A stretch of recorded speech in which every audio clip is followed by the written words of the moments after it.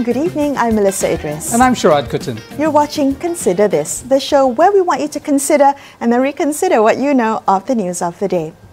Election night in the US has turned into the morning after. Even as millions of postal ballots have yet to be counted, Donald Trump has already claimed victory in the US presidential race. Now, he went on to allege major fraud on the American people without providing evidence, and also added that he was going to the Supreme Court to demand that all vote counting stop. So it may be days before America's presidential election produces a clear winner without any definitive answers right now. Where should we keep our collective eyes over the next 24 to 48 hours? To help us answer that question, we have Adrian Ang. He is a research fellow at the S. Rajaratnam School of International Studies in Singapore. Adrian, what do you make of Donald Trump's claim of victory and his accusation of voter fraud? If I may begin there. Hi, Melissa. Thank you for having me on. Trump's allegation of fraud and premature claiming of victory was sadly not unexpected. He had threatened to do so before the election, and of course, so it has come to pass, right? It is gaslighting on a simply unprecedented level. It is designed to sow doubt about the legitimacy of mail-in ballots.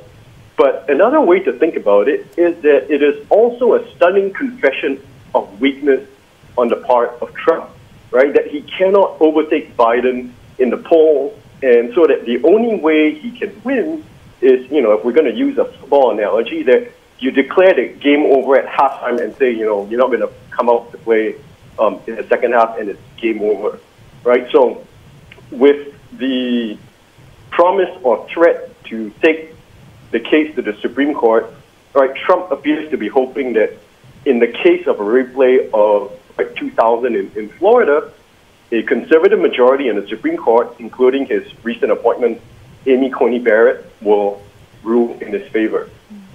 Adrian, so, help us understand how political this process might be, and whether, because courts have not ruled necessarily in the favor of Republicans who've tried to stop a drive-in voting and such. They seem to have consistently erred on the side of the spirit of the law to allow Americans to vote freely in this election.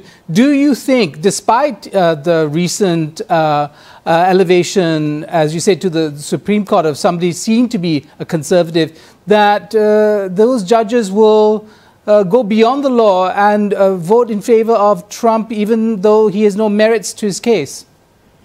I think, there is, as you pointed out, it is highly doubtful. I mean, first of all, there has to be a legitimate case for Trump to bring this through the court system.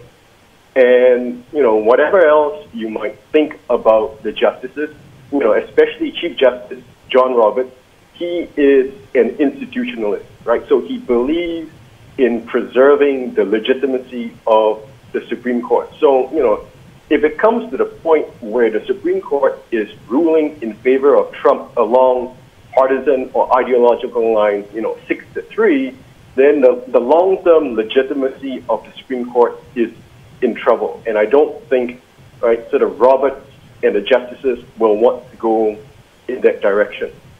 Well, okay, if I may put a pin in the presidential race for now, I do want to ask you, Adrian, because apart from just the White House race, Democrats and Republicans are in a crucial race for the control of the U.S. Congress. Now, is the Senate contest equally important to watch in terms of the legislative agenda of the next president?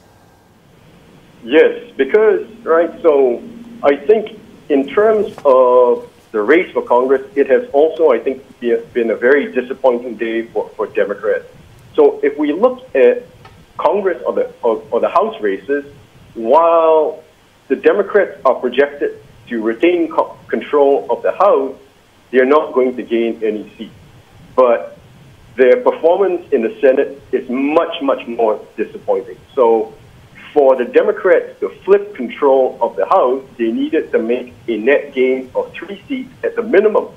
So in the case that Biden wins the presidency, a Vice President, Kamala Harris, would cast a tie-breaking vote in a 50-50 Senate. But right now, they've only managed to make a net gain of 1 seat. So that would still leave the Republicans in control of the Senate, even if Biden wins the presidency. And as you know, President Obama found out after 2010, right, the Republicans are not likely to give Biden anything. Right, Adrian, what about, and what do you think accounts for this? Because there was some expectation of a blue wave, I mean, at least not on the part of the partisans, but in terms of, market observers and so on, so forth, they thought that there could be a push against Trump, that also, I think, with some observers may be casting this race as an existential one, the soul of the union threat. None of that has come to pass. Why do you think it's so? What's your sense of American society today? That's a very great question, Sharaad. But I think the fact that you raised the point that some Americans thought of it as an existential election or an existential crisis, right, show the extent of polarization in the country. So if half the population think is an existential crisis, the other half are likely to think so as well. So I think we've reached the point where the country is really deeply divided along partisan lines, and this is just probably a reflection that the country is also in the process of realigning, and lots of different states are now in flux, and we're just beginning to see, right, the outlines of this process. Well, definitely, we're going to have to see what happens in the U.S. You talk about a deep division, a very divided country. I'm very curious to know, in the short term, Adrian, what do you think is going to happen in the interregnum till inauguration? What do you think Trump will do, given that he's already made accusations of voter fraud, he's already made threats about bringing it to the Supreme Court? Are we looking at a very messy interregnum? We could, I think, very possibly see a very messy interregnum. And again, right, so how messy it will be will also depend in large part on how much we will see Republicans push back against Trump. So, but, if the last 4 years is anything to go by, I don't think we're going to see very much pushback from the Republicans, especially if the Senate results hold, right? So Republicans are going to see Trump in large part as their savior for at least helping them retain the Senate, even if he ultimately ends up not winning the presidency. Adrian, there's been quite a bit of commentary about the American political system in terms of the two major parties, the Democratic Party and the Republican Party, as parties that have essentially deepened their base, not necessarily expanded it, and that there is a crisis in American society, especially, I think, observers of the Democratic Party seeing that they have not been able to reach out beyond their comfort zone. They just have, sort of shored up their support. Do you agree that there's something amiss in terms of the party political system in America today? I think, it goes back to my earlier point that I think both parties are trying to figure out what is going on in a rapidly changing America. So America's demographics are changing. The native white population is slowly shrinking, and America is browning. But as I think we see in this election result, demographic is not destiny. So if we just look at the Latino vote, it appears that Trump and the Republicans have done much better among Latinos than previously. So there's no guarantee that just because the minority population is growing in the United States, that the Democratic Party will ultimately or automatically benefit from that. So Democrats are going to also have to do a great deal of soul searching, after this result, even if Biden wins. Right. Well, let's talk about scenarios then, Adrian. I mean, if, as he claimed, Trump actually wins this presidential race, then what would a second-term Trump presidency mean for the rest of the world? I mean, what would you focus on, Adrian? I mean, there's so much to look at. The trade war with China, Middle East, the Paris Accord. What will you be focusing on if Trump wins? I think if Trump wins the second term, what I would certainly focus on is the Sino-US rivalry or competition. So I think that will be carried over from his first term. There is very little chance of the United States under Trump rejoining the Paris Climate Accord. Similarly, the U.S. will not rejoin TPP or RCEP. So America will become sort of more protectionist. We will see America's alliances probably fray much more in the second term. Right. Because are you expecting a much more emboldened President Trump in his second term? I would say yes. Yeah. He's already showed in his first term that he is not constrained by norms, and congressional Republicans do not appear, willing to constrain the president either. Right.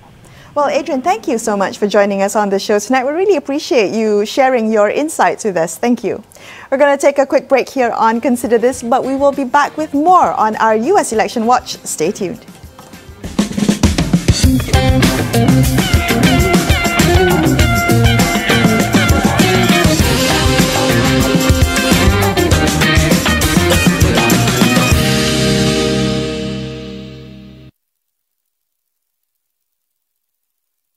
Thank you. We're going to take a quick break here on Consider This, but we will be back with more on our US Election Watch. Stay tuned. Dengan virus maklumat palsu, semua fakta melalui www.astroawani.com atau aplikasi Astro Awani. Teruskan berdisiplin, ratakan sokongan pandemik. The third wave of COVID-19 has taken us by storm. There's no room to take anything like it. Everyone must follow all the steps to stop the spread of COVID-19. Social distancing, face mask, follow these steps, SOP, the utmost. Together,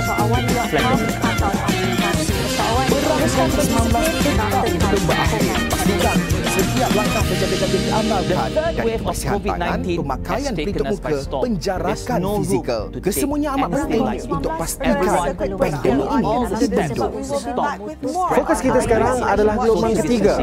Elakkan 3S, iaitu kawasan yang sesak, sempit dan juga sembang pada jarak yang dekat. Berdisiplinlah kerana virus ini tidak mengira darjat, umur maupun latar belakang anda. Tiada masa untuk kita berlengah lagi. Pemakaian pelitup muka, penjarakan fizikal. Kita sekarang telah memasuki gelombang ketiga COVID-19. Setiap langkah pencegahan perlu diamalkan dengan penuh tanggungjawab dan kuat. Kita mampu merasakan langsung pandemik ini. Semuanya di tangan kita bersama.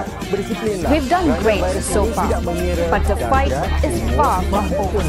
We need to be vigilant to keep ourselves and others safe. Wear a mask, wash your hands, and when you're out, keep a safe distance. In fighting this virus, we can't relax, so don't relax. The war on COVID-19 is not over. We should not take this lightly. Let us ensure all steps are taken to avoid the spread of the virus, be it social distancing, hand hygiene, and wearing of the face mask. It's a new norm. Let's not slack. We can do this. Perang COVID-19 masih belum berakhir. Pastikan kita sentiasa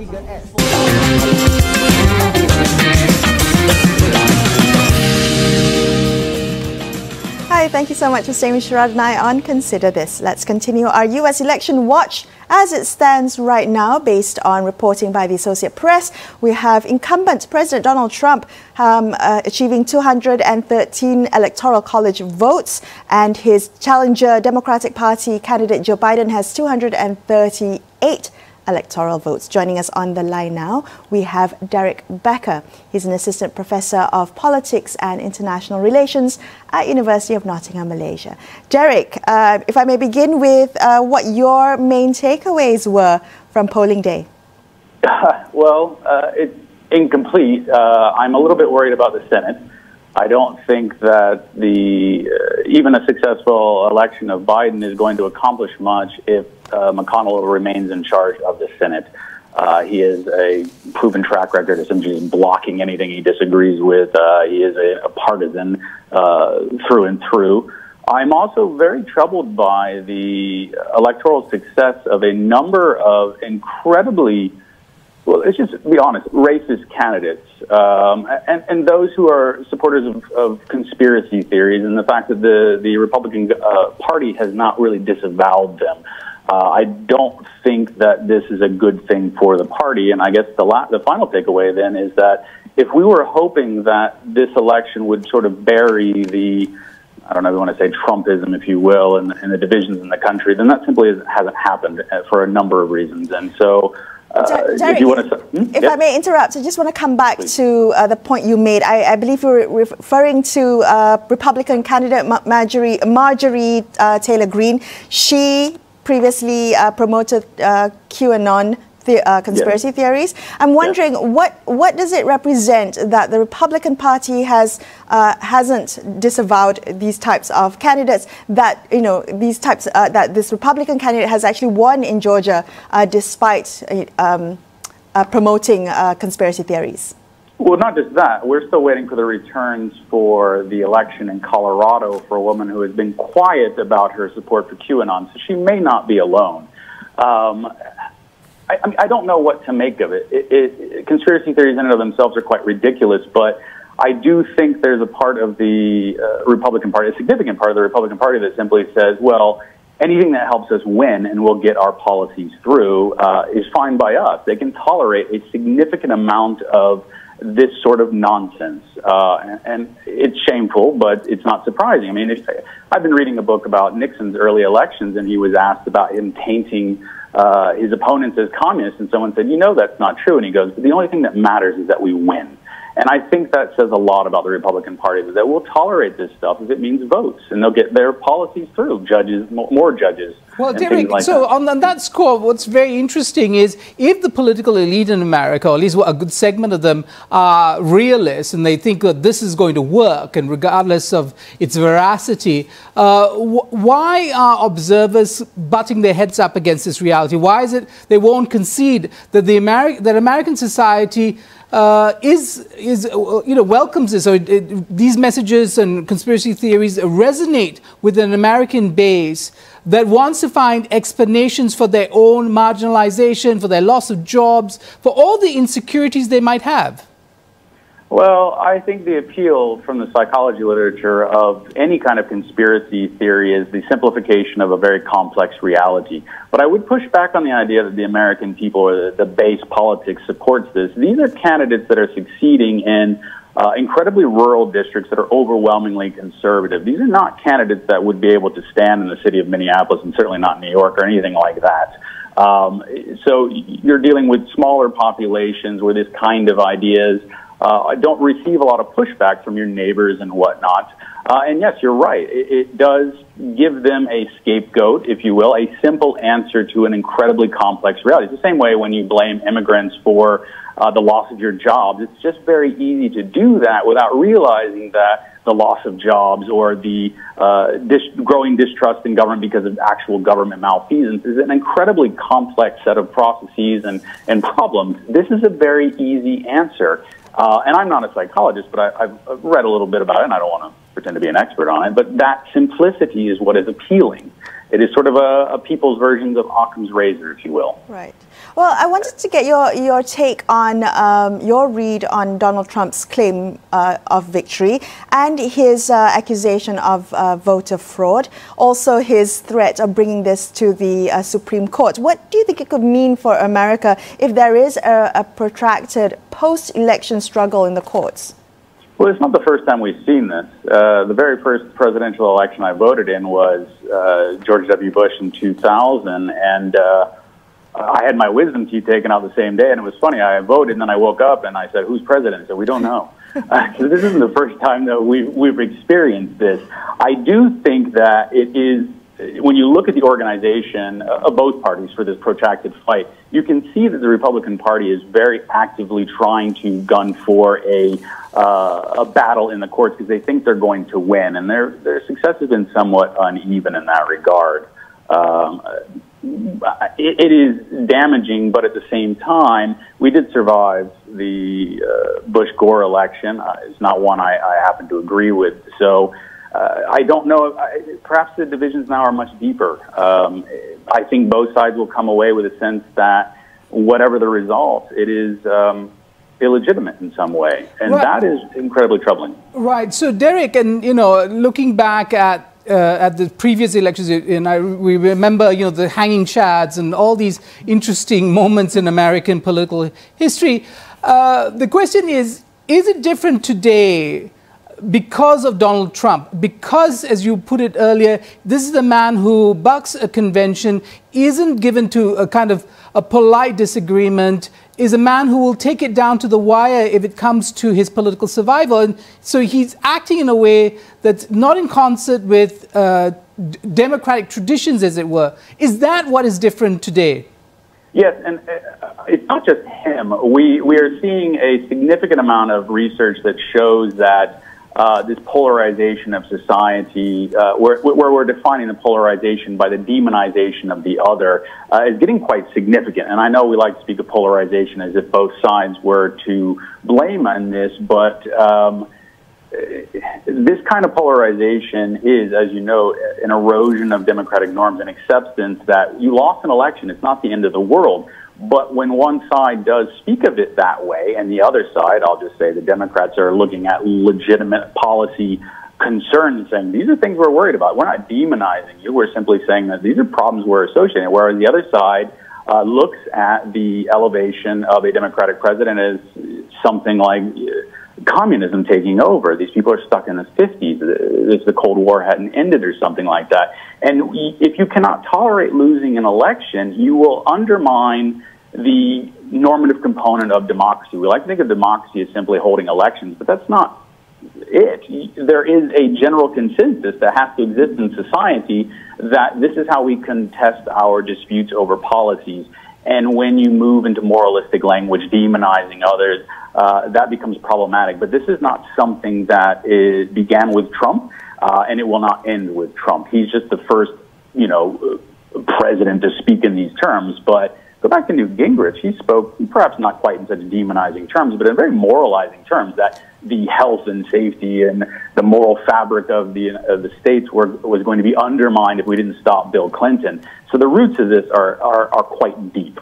Quite deep, actually. I'm hoping to take a look at how the world is watching these elections, and the U.S.'s role in the rest of the world. U.S. The future of American international leadership. Over the past 4 years, I think the U.S. has really lost its position as global leader under Donald Trump's America First presidency. He's also defunded a lot of, defunded a lot of organizations, abandoned multilateral agreements. I'm wondering where you see this happening. If we see Donald Trump win a second term, will America lose its place in its global leadership? Or if Biden wins the White House, will he be able to fill that role? Or is this all moot? Is the era of U.S. primacy over for good? Well, one of the characteristics of the sort of post-war, and I mean post-World War II order that, led by the United States was one, yes, it was leadership by the U.S., but it was also one with allies. It was not just pure dominance. They shared ideas. They shared a belief in the relevance of institutions. And yes, it was somewhat of a hierarchy where U.S. and European interests were at the top, but it was much more accepting of that. And it was very successful because of that.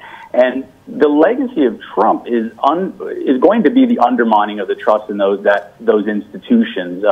We can call it the liberal world order if you want to. I don't want it to sound evil or anything like that, but that's essentially what it was.